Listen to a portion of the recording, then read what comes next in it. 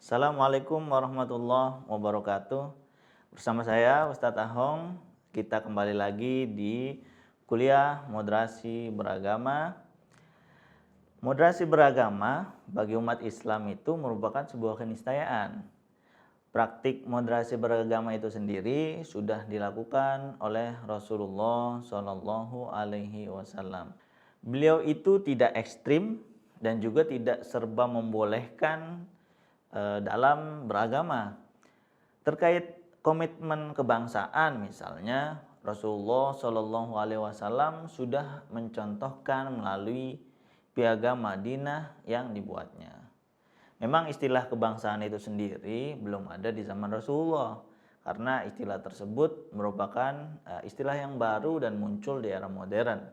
Akan tetapi praktik Piagam Madinah itu menggambarkan komitmen Rasulullah dan para sahabat yang konsisten dalam menerapkan hukum yang setara dan adil untuk seluruh penduduk Madinah yang multikultural serta berasal dari berbagai macam agama.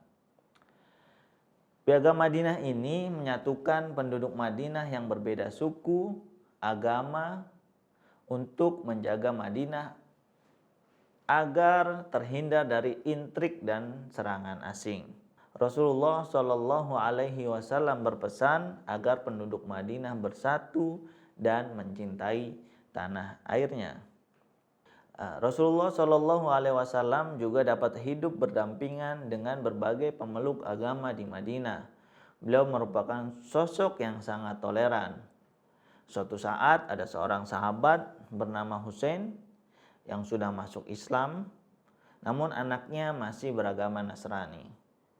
Nabi, apakah aku boleh memaksa anakku untuk masuk Islam?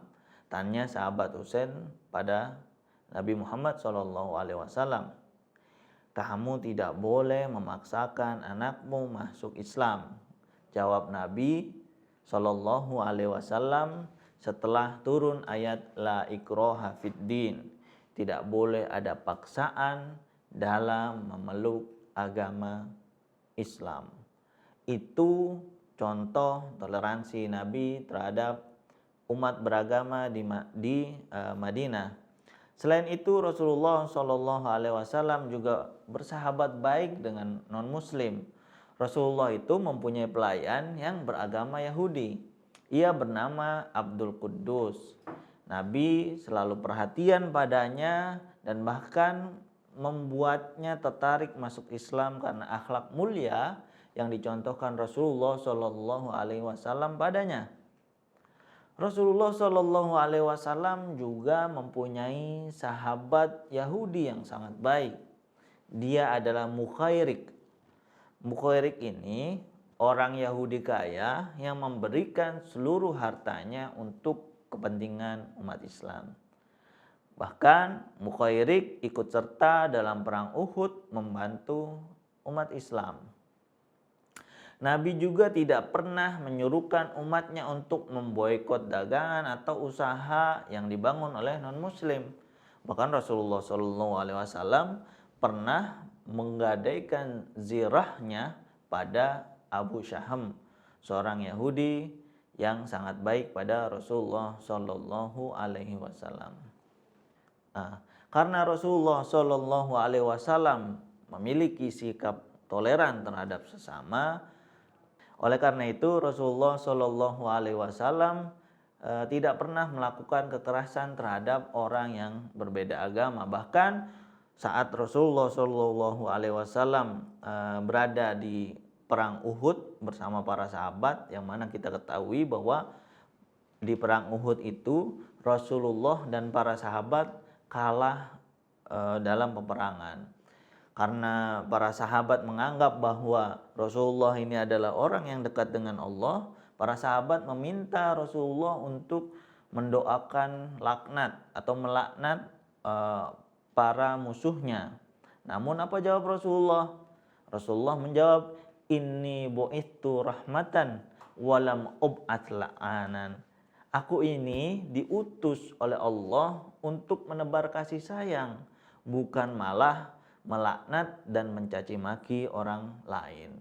Bayangkan sahabat sekalian, Rasulullah sedang dalam keadaan kalah perang, tapi beliau malah menjawab seperti itu pada para sahabatnya. Bisa saja Rasulullah mungkin berdoa kepada Allah agar menurunkan malaikat untuk membantu umat Islam mengalahkan musuh-musuh Allah. Tetapi Rasulullah tidak ingin begitu. Itu satu contoh bahwa Rasulullah tidak menghendaki kekerasan dalam mencari solusi.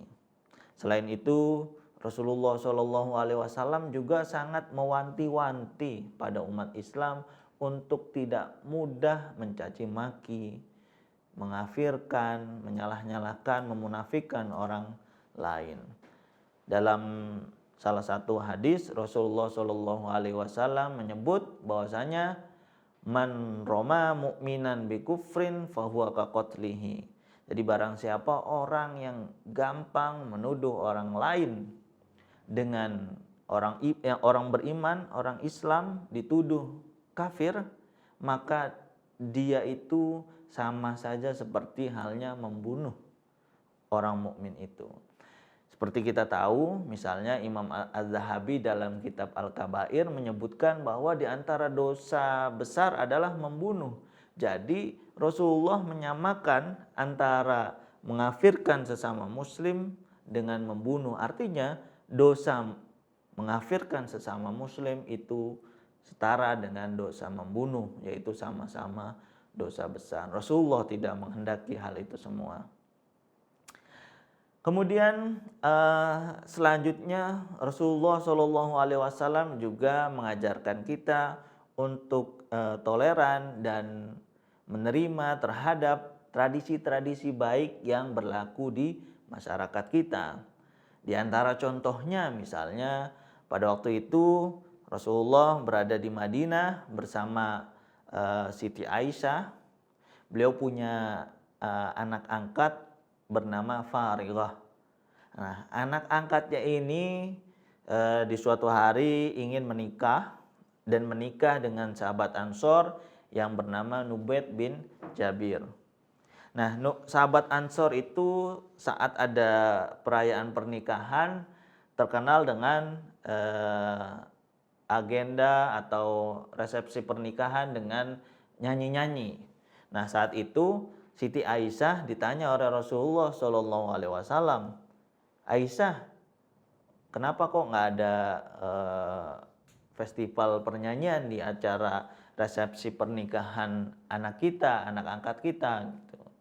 Akhirnya Siti Aisyah menyarikan seorang penyanyi perempuan bernama Zainab untuk menyanyi di acara resepsi pernikahan putri angkatnya Farilah. Itulah penerimaan Rasul terhadap tradisi masyarakat yang ada di Madinah.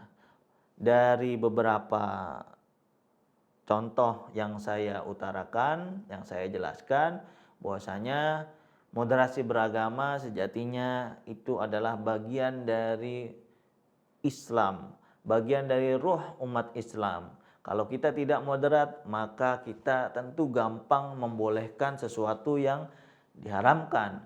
Kalau kita tidak mau moderat, maka kita akan gampang menyalah-nyalahkan orang lain. Sikap moderat yang diajarkan Rasulullah SAW ini adalah sikap pertengahan, sikap mencari jalan tengah yang dalam bahasa Arab disebut dengan wasatiyah. Itulah tadi bagaimana contoh moderasi beragama yang sudah ada di masa Rasulullah SAW. Semoga bermanfaat. Sekian, wassalamualaikum warahmatullahi wabarakatuh.